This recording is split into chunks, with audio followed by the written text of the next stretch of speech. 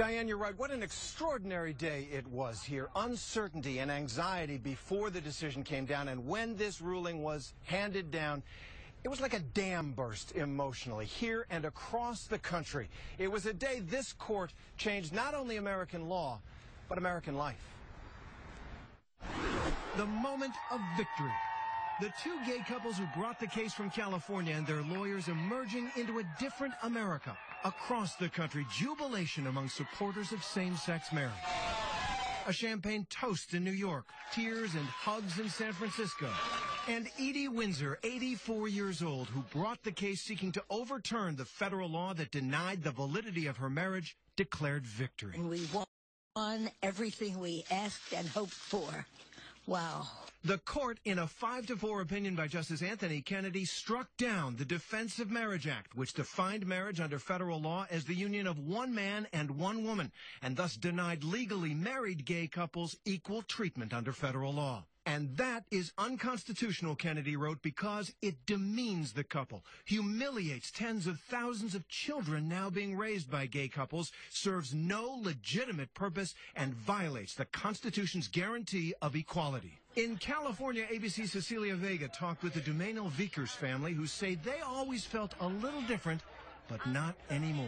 What it means for us legally is that the marriage license that I got in 2008 in California now holds the same value as the marriage license of every other person on my block. What does that do for your mom? It's really exciting because now it's equal and everything is all done and we don't need to worry about it. From Social Security and veterans benefits to family leave and income and estate taxes, their lives are now equal in countless ways under the law to straight couples' lives. But Kennedy's grand opinion drew a blistering dissent from Justice Antonin Scalia, who called today's ruling jaw-dropping and accused Kennedy and the liberal justices of declaring anyone opposed to same-sex marriage an enemy of human decency. Millions of Americans who cherish traditional marriage will agree. It's a sad day when unelected judges change the definition of marriage and turn their backs on the will of voters. But the court stopped short of declaring that every state must allow gay marriage, sending the challenge to California's Proposition 8, which banned gay marriage, back to the lower courts on technical grounds, effectively legalizing gay marriage in California.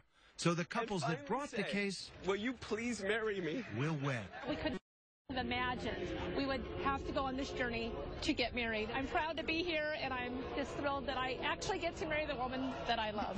It was a day many supporters of gay marriage rights believed would never come. Outside the court, the Gay Men's Chorus of Washington, D.C. lifted their voices in pride, singing our national anthem.